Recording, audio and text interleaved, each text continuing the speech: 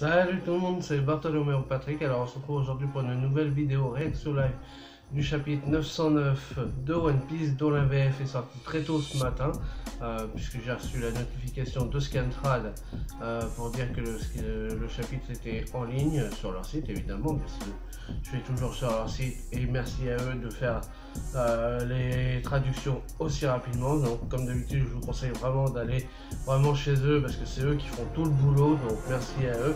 Je voulais aussi remercier Panda parce que on est beaucoup de youtubeurs à utiliser ces miniatures pour faire, enfin ces colorisations plutôt, pour nos petites miniatures que vous voyez quand vous cliquez sur les vidéos.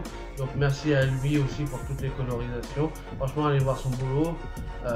Moi malheureusement je peux pas l'aider financièrement pour ses colos, j'en suis désolé, mais vraiment voilà, je voulais quand même te remercier pour toutes les colorisations que tu fais et tout le boulot que tu fais, donc voilà.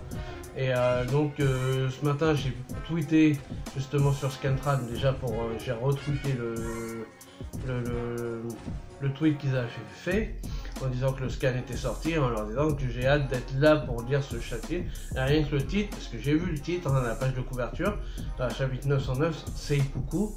Alors rien que déjà le titre, ça me hype déjà, parce que bon, on sait ça va être Wano Kuni, hein, puisque la semaine dernière, même s'il n'y avait pas eu de chapitre One Piece, le weekly Shonen Jump est sorti quand même, et il y avait une petite interview des producteurs de la Toei ou de la Shueisha, enfin bref, je sais plus exactement, hein, bref, ils ont annoncé que à partir du chapitre 909, l'arc Wano Kuni allait commencer. Donc déjà, bon, c'est bien. Ce qui est pas bien par contre, c'est qu'on était sur l'arc rêverie, donc on est en suspens sur l'arc rêverie, et donc c'est un peu chiant quand même là-dessus par rapport à ça, parce que du coup on a tellement de questions à se poser et on n'a pas les réponses, et on va les avoir certainement que dans 5 ans, 100 voire 200 ou 300 chapitres plus loin, et donc c'est un peu relou quand même. Donc là la hype est montée par rapport à Wano Kuni, et donc rien que le titre de ça, Seipuku, par rapport à Wano Kuni, donc ça m'a hypé, puisque Seipuku c'est quand un samouraï ou un soldat il se tranche, il se sacrifie lui-même, donc voilà, donc bon, il y a peut-être d'autres youtubeurs qui connaissent le terme aussi et qui vous expliqueront un peu mieux que moi, parce que bon, je sais ce que c'est, hein, c'est un peu comme le harakiri, hein, si vous voulez, c'est un peu dans le même état d'esprit, donc plutôt que de se faire tuer par quelqu'un, il préfère se sacrifier lui-même et se tuer, donc voilà, faut pas être déshonoré, donc, tout ça. Enfin bref, donc rien que ça, donc par rapport à Wano, ça risque d'être pas mal. Donc évidemment j'ai pas lu le chapitre, hein, sinon ça aurait pas d'intérêt de faire la vidéo. Donc j'avais juste vu cette page de couverture avec Orlambus et le titre. Donc voilà, donc pour faire une petite mise au point. Donc évidemment on n'a pas, par rapport à la semaine d'il y a 15 jours, on était sur la rêverie, là on va arriver sur Wano Kuni, ça on est sûr, il n'y a pas de surprise. Donc là, par rapport à ça, donc mais bon, la seule surprise qu'on aura, c'est de savoir comment ça va se dérouler et de revoir Zoro et tous les autres. Donc c'est parti pour cette réaction live du chapitre 909 de One Piece Seipuku. Donc Orlambus, ok, donc ça j'avais vu, la page de couverture, mini aventures lumière sur les mondes de la grande flotte des chapeaux de paille volume 39, chapitre Orlambus, 16h, première bataille de pirates, feu à volonté. Donc là on voit la flotte de Orlambus justement qui attaque un village, et donc qui commence à, voilà, c'est pas le plus intéressant. Ok, donc c'est par Scantrad, donc merci à eux. Annonce One Piece et recrutement. Ok, donc là ils annoncent parce qu'ils ont besoin de traducteurs. Évidemment c'est du bénévolat, hein, faut pas se leurrer. Mais bon, s'il y en a qui s'intéressent, allez sur leur Discord. Donc vraiment, si vraiment vous êtes passionné et que vous avez envie de les aider, bah, contactez-les sur le Discord. Ok, donc on arrive à la page 4 et on arrive sur le début du chapitre. Alors, traduit par Scantrad, si vous souhaitez nous soutenir, lisez chez nous. Quelque part dans le nouveau monde, en parallèle de la rêverie.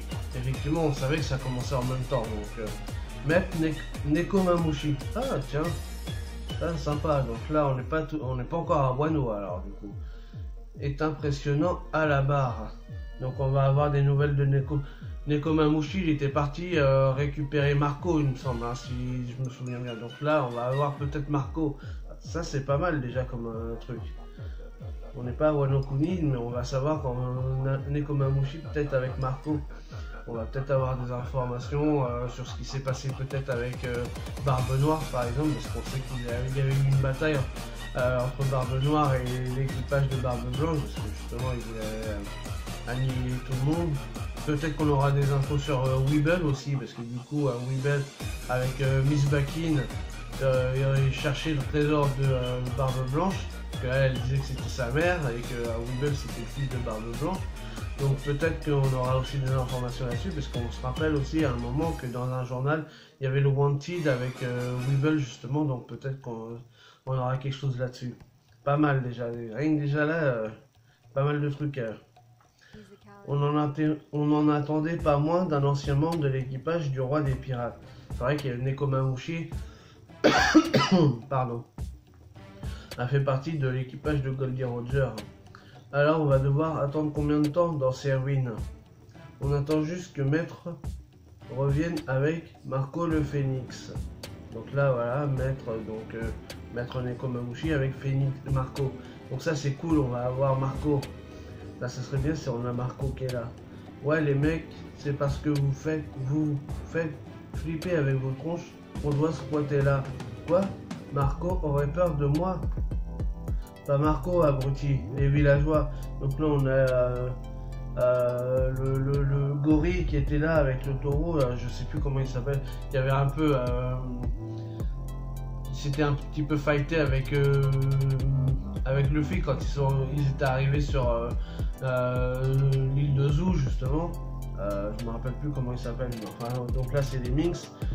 Donc on a le bateau avec donc les voiles avec des sur le haut, ça fait des espèces de noix de coco, ananas, et on a une tête d'éléphant qui ressemble à Zunisha en figure de proue. Pas mal le bateau, mais il est un petit peu petit quand même pour tout le monde. Bizarre. L'équipe recrute un ou plusieurs traducteurs japonais-français pour One Piece. Contactez-nous sur Discord. Rappel au sujet de Marco le Phénix. Ah, donc on va avoir un peu des informations pour se rappeler un petit peu tout ce qui s'était passé, que je viens de vous rappeler un petit peu juste avant, mais bon, c'est pas grave. Marco dit le Phénix était l'ancien bras droit de Barbe Blanche qui a perdu la vie lors de la guerre au sommet il y a 2 ans. Barbe Blanche était considéré par son équipage comme un père. À sa mort, les membres de l'équipage ont donc décidé de se venger de Barbe Noire, celui qui lui avait ôté la vie, mais ils ont échoué. Alors qu'il est, l'équipage s'est dispersé un peu partout dans le monde et nul ne sait où il se trouve. Donc tout le monde n'a pas été vaincu, mais Barbe Noire a vaincu une partie quand même de la flotte de Barbe Blanche. Ok, page 5. J'ai ouï dire que derrière la chute d'eau qui se situe un peu après la grotte, il y a un village paisible. C'est un endroit calme où les guerriers sont particulièrement malvenus. Je vois, mais pourtant le plus susceptible de faire flipper ces villageois parmi nous, c'est bien Maître Nekomamushi. Non seulement quand il est furax, sinon il est plutôt adorable quand il sourit. Tu as raison. Là on voit une entrée de grotte avec un village à l'intérieur, ok, qui ressemble un peu à un peu style fuchsia, mais dans les parce que bon, même s'il n'y a pas de moule à un vent, mais dans un peu l'architecture, un petit peu comme le village de Sirop de Usopp, peut-être un mélange des deux, tu vois. Ok. Oh, là il y a Nekomamushi, on voit une main avec du feu. Ok, donc qu'est-ce qui se passe? Ah, c'est Marco le Phénix. Ah, yes. Parfait, j'en ai fini avec les soins. Tiens, c'est un espèce d'animal qu'on avait vu dans Manticore, je crois. Je crois que ça s'appelle un Manticore. Parce qu'il a un peu des écailles et c'est une espèce de buffle avec des écailles. Je crois que c'est un Manticore. C'est ce qu'on avait vu dans une des parties de Impel Down. Ça devrait aller mieux. Par contre, ne force pas, car ma flamme de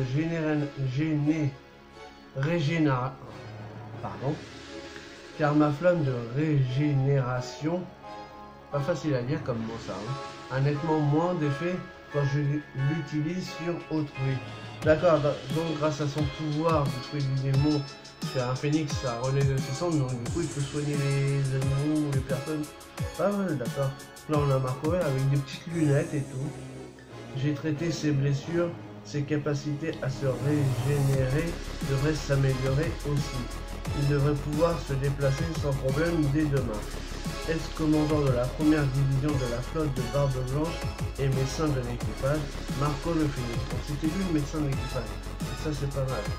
Vu à ses capacités de contrôle du démon. Waouh, ta magie est géniale Marco. T'as vu ça? Tama, c'est impressionnant. Waouh. J'ai dit demain, donc pas la peine de sauter de joie. Merci Marco. Et donc là on le voit en train de sourire et tout devant la petite fille qui ressemble à quelqu'un qu'on a déjà vu, j'ai l'impression. À chaque fois qu'on voit des nouveaux personnages, j'ai l'impression qu'on les a déjà vus. Je sais pas pourquoi, mais bon. Marco, mon dos me fait encore souffrir. Marco Chad, j'ai mes genoux qui commencent à me faire mal. Marco, mon frère, il m'embête, il est méchant.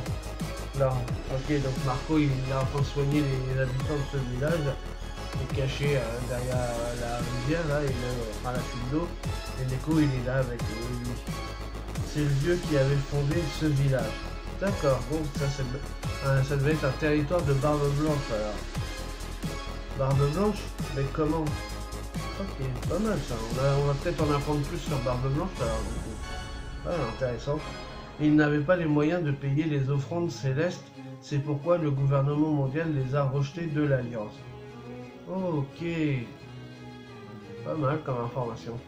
Comme tout pays non affilié au gouvernement mondial, ce pays était devenu le repère de pirates et d'infâmes individus en tout genre et une zone de non-droit. Le pays était ravagé et le nombre d'orphelins qui sillonnaient les rues ne faisait que croître. Le vieux en était un. Oh!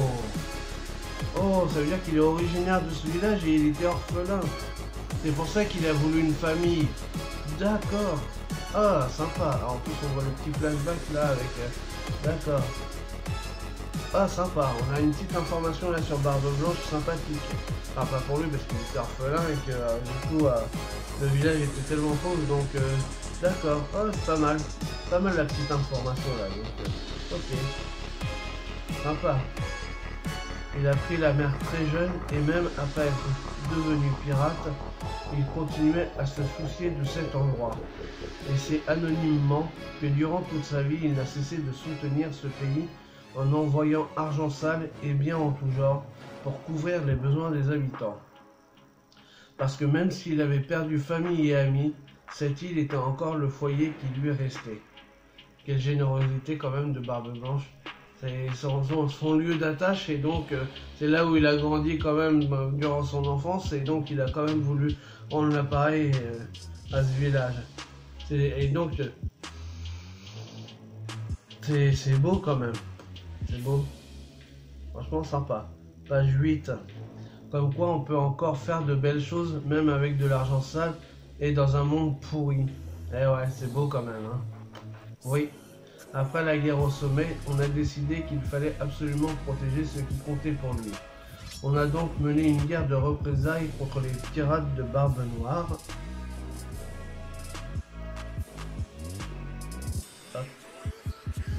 Mais comme il avait réussi à s'emparer du pouvoir du vieux, on s'est retrouvé impuissant face à Teach. Il nous a tout pris. Tout ce qu'on voulait, c'était donner une leçon à cet ingrat d'enflure. Je vois, cet endroit est donc ce qu'il vous reste comme souvenir du vieux. Ouais, Shanks le Roux. Shanks a érigé sa tombe à 2 pas d'ici. Oh là là, putain. À 2 pas d'ici. Ah, c'est ce qu'on avait vu. Donc ça veut dire que la tombe de Ace, elle doit pas être loin, puisqu'il me semble que la tombe de Ace, elle est à côté de Barbe Blanche aussi, puisqu'ils sont morts tous les deux. D'accord, donc oui, ça on savait. Donc ça veut dire que Sabo, il connaît cet endroit-là aussi, alors. Puisque Sabo il était venu se recueillir sur la tombe. Donc c'est peut-être sur une des montagnes qu'on a vu au début dans le village. D'accord, donc ok. Pas mal là. Ça veut dire qu'il y a plein de petites choses qu'on avait vues qui se mettent en place encore. C'est fou. Oh, il en pleure Marco. Il enlève ses lunettes et il pleure. Oh. Ah, mais si tu savais, le vieux était avare comme un rat. Il ne payait ni repas ni alcool à personne, et se complaisait à se faire inviter à boire, parce qu'il envoyait toute sa thune jusqu'au dernier centime ici, et on le savait pertinemment. Ah. Il pleure, mais de joie quand même, parce que voilà, et... Ah, c'est beau, l'amour pour son capitaine. Page 9. Et voilà que maintenant, un certain Weeble, qui est accessoirement Shichibukai, prétend être le fils, donc il n'est pas vraiment le fils du vieux, et veut s'en prendre à tous ceux qui sont liés à Barbe Blanche de près ou de loin.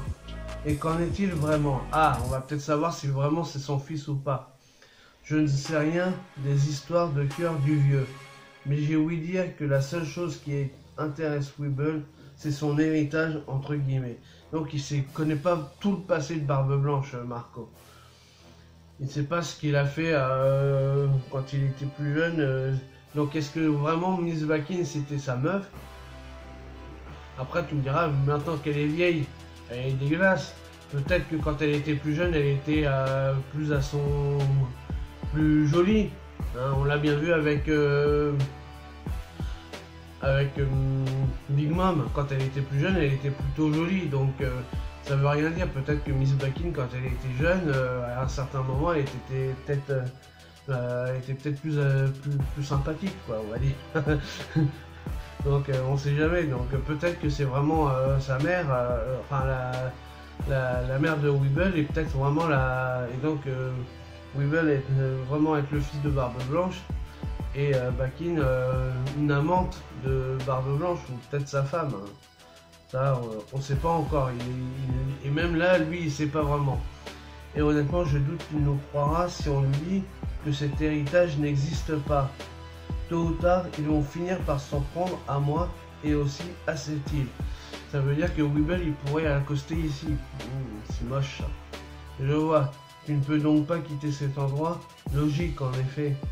Là, il lui a ramené un peu du fromage, hein, vu que c'est un chat, donc il lui a ramené du gruyère. Bakin, la mère de Weeble, est une ancienne pirate. Là, on va avoir des informations, ça c'est cool. Il y a 30 ans, ou plutôt presque 40. Pardon. Donc je pense qu'elle doit avoir le même âge que Barbe Blanche. Donc peut-être quand ils ont eu une vingtaine d'années, ils ont peut-être copulé. Et donc Weeble est bien le fruit de leur amour. Et donc c'est peut-être bien son fils. Elle était à bord du même navire que Barbe Blanche. Oh, mais elle fait donc peut-être partie des souvenirs qu'il faut protéger. Ah ah ah ah, non, plutôt crever. Si tu dois retrouver le fil au chapeau de paille, je voudrais que tu lui transmettes un message de ma part, mais comme un mouchi. Ok, très bien. Vous allez donc à Wano? Oui. Évidemment, je suis sûr que ça va se couper là. Et ben voilà. Ah putain, c'est pas possible. Il a un message à transmettre à Luffy. Par Nekomamushi, évidemment, on va pas savoir ce qu'il va lui demander. C'est relou, parce qu'à chaque fois, on reste dans le flou. On a eu quand même pas mal d'informations là déjà. Mais page 10. Donc là, on est à Wano Kuni. Donc là, on voit un joueur de sitar, peut-être, de guitare. Ok, donc on voit quand même qu'il y a de la... Non, c'est des cerisiers en fleurs, peut-être. Ok. Donc là, ça fait comme un rideau qui s'ouvre et tout sur Wano Kuni. Donc là, on voit Wano Kuni. Donc en gros, donc là, ouais, c'est vraiment typique période Edo, hein, les maisons. Ça fait penser vraiment au Japon féodal, hein. Donc un pays fermé sur lui-même. Ok. Pas mal l'architecture, hein, quand même. Page 11. Oh, le bleu, c'est toi qui as fait ça? Là, on a Frankie. Oui, boss, il y a un souci, donc il travaille pour un mec. Donc là, en tant que charpentier, certainement. Non, abruti, au contraire, c'est du très bon boulot. Je voulais te féliciter. Ok, donc on a un mec qui a plein de clous partout. Ah, d'accord, j'apprécie. Merci beaucoup, le vieux. Franosuke, charpentier. Ok. D'accord. C'est bizarre. Page 12. Messieurs, dames, regardez bien, le tranchant de cette lame est redoutable. Admirez cette feuille de papier. Une feuille et hop, deux feuilles et hop, 4 feuilles, 8 et hop. Alors, il y a une traduction Twilight Show. Ok. Et hop, 16 et hop, 32 et hop, en voilà 64. Il neige des confettis. Donc, ça, c'est Usopp qui est déguisé. Ok. Il a une grenouille sur la tête, pourquoi pas. Regardez-moi ça, plus rien, plus une goutte de sang comme par magie. Waouh! Voilà. Et regardez l'entaille que la lame a laissée en effleurant ma peau. Kia! N'ayez crainte, mesdames et messieurs. Il me suffit d'appliquer un peu d'huile de crapaud et... Alors, note de l'auteur. Tiré pièce de Rakugo de l'époque d'Edo, 1600-1868, racontant l'histoire d'un vendeur d'huile de crapaud avec une rhétorique et un discours particulier. Donc là, on a Usopp vraiment qui est déguisé en marchand ambulant, un peu arnaqueur. Hein. Et vu que c'est un menteur, donc ça lui va plutôt bien quand même. Je veux vous acheter des flacons de cette miraculeuse huile de crapaud. Moi aussi. Excellent choix. Approchez, n'hésitez pas. Uzo Hachi, vendeur d'huile de crapaud. Ouais, enfin surtout menteur, parce qu'à mon avis, voilà. Donc faudra peut-être regarder un petit peu l'histoire exactement là de ce truc d'huile de crapaud. Faudra chercher. Page 13. Voilà, très bien. Ah, c'est Robin ça. Elle est déguisée en geisha ça. Une geisha, Robin. Baisse un peu la hanche. Ta main est trop basse. Relève-la un peu. Ce que tu demandes, c'est de la folie. Tu dois absolument progresser. Uf, uf. Sinon, à ce rythme, jamais le shogun ne te convoquera dans ses appartements en si peu de temps. Oui. Oh, Roby, geisha. Donc là, il y a une astérisque, mais ça renvoie où? Non, il n'y a pas de renvoi. Donc il y a une petite astérisque, mais non, je sais pas. Page 14. Donc là, ils sont tous déguisés, ils sont tous en infiltration finalement, sous couverture certainement, en attendant que Luffy et les autres qui reviennent les rejoindre. Donc ils sont obligés de se camoufler et de se fondre dans la masse pour pas montrer leurs intentions. Alors là, on a un flashback. Écoutez-moi bien, les amis. Voilà donc Wano, le shogun à la tête du pays, se nomme Kurozumi Orochi. Tous les hommes sans exception à son service, ainsi que son gouvernement, sont des sbires de Kaido. Ok, là on a un petit point de Kinemon avec Kanjuro et l'autre là, comment ça s'appelait déjà? Raiju. Donc là on a Franky. On a Robin, Usopp et Zoro avec eux. Là on est dans le flashback, ok. Ce pays vit sous un régime oppressif. Kaido est immédiatement averti si quelqu'un s'avise de s'en prendre à l'un de ses sbires. On n'a pas d'autre choix que de se tenir à carreau, caché, jusqu'à ce que nos alliés arrivent et que l'on achève les préparatifs. La première étape est donc de nous assimiler en toute discrétion à la population qui vit ici. Je vous demande donc, s'il vous plaît, de remplir votre mission le plus discrètement possible. Apparemment, le tueur a été arrêté par la justice. Il va bientôt commettre le seppuku. Alors, note de l'auteur. Donc, ce que je vous ai dit au début du chapitre et de la vidéo.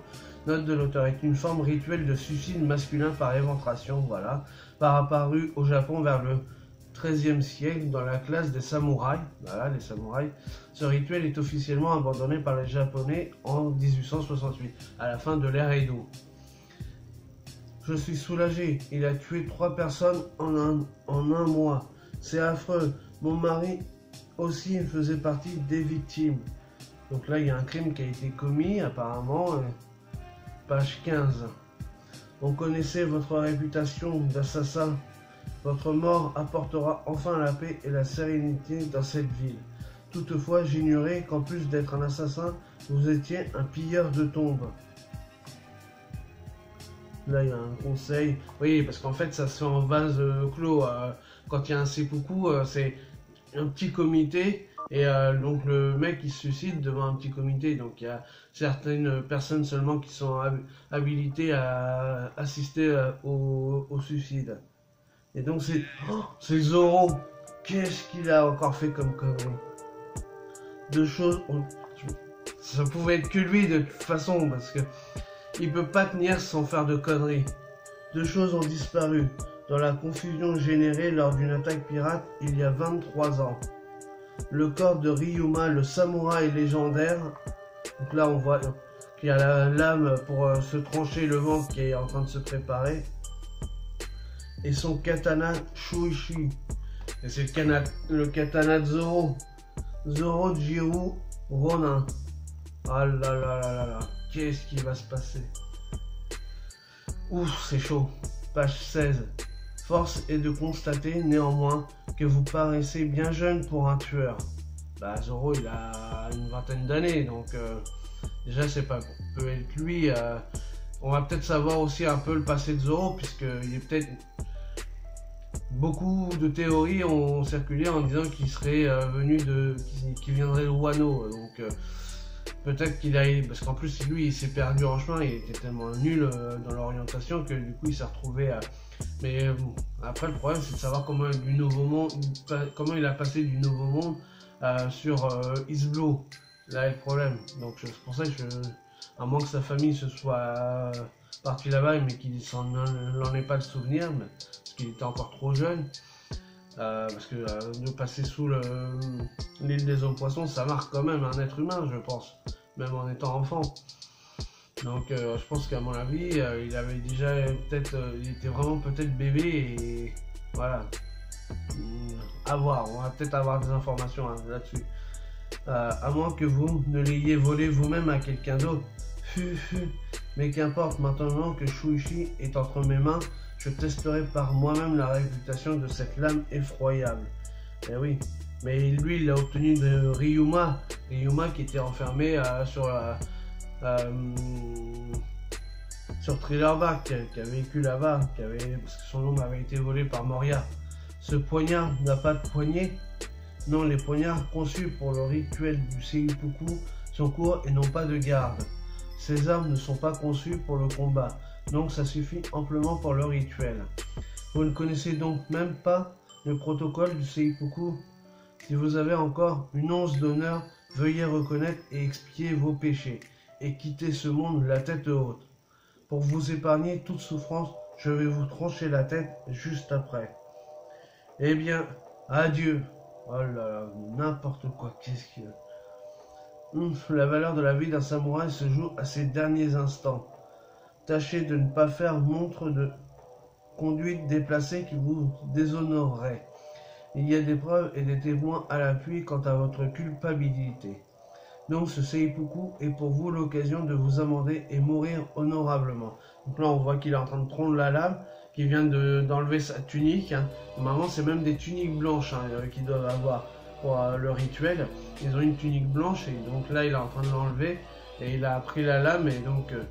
mais à mon avis il va pas se suicider, c'est Zoro, c'est un des héros, donc il va faire un truc... il va faire quelque chose qui va aller à l'encontre du... Page 17, donc là on voit que ça, le mec il joue, il y a le mec qui attend derrière pour lui trancher la tête en même temps. Cette odeur fétide de sang, c'est vous le coupable. Et là il a tranché, avec la petite lame il a tout tranché le dojo du mec. Quoi ? Juste avec un petit poignard. Je te demande pardon, Kinemon. L'arc Wano commence dans le chaos. Chapitre 909, fin. Oh, putain, il a tranché la tête du gars.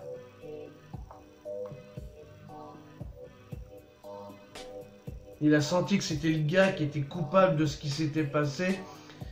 Et il l'a tranché juste avec le petit poignard. Ah, l'image, elle est magnifique en plus. Oh là. Ah, il avait un chignon en plus sur la tête, j'avais pas vu. Ah, magnifique.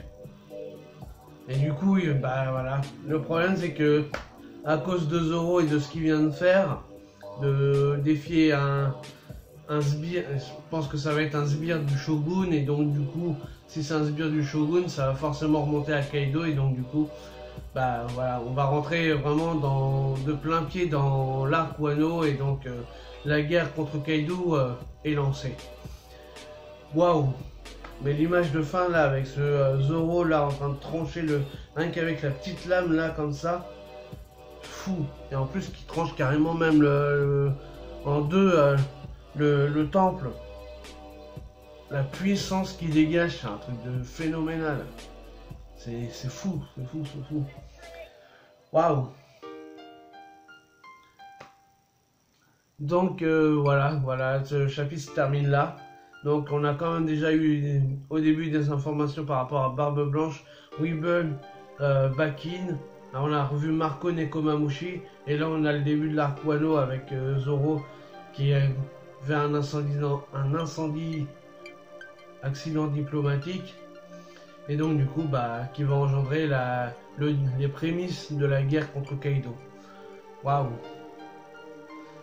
Ouais, donc ouais, chapitre pas mal, hein, franchement, pas mal. Donc ouais, je reste sur le cul sur la fin là, avec cette taillade qu'il fait là, et de trancher comme ça, la puissance qu'il a, c'est fou, c'est fou. Donc voilà pour cette réaction live du chapitre 909 de One Piece. Donc comme d'habitude, si vous avez aimé, n'hésitez pas à liker, à partager, à laisser des commentaires, et même si c'est des pavés, je les lis, je vous en rassure. Même si j'ai pas le temps forcément de répondre quand même, parce que des fois j'ai pas forcément tout le temps, mais je les lis quand même, je vous rassure, hein, donc voilà, donc n'hésitez pas à en laisser quand même des commentaires, et nous on se retrouve pour de nouvelles aventures One Piece. Salut tout le monde.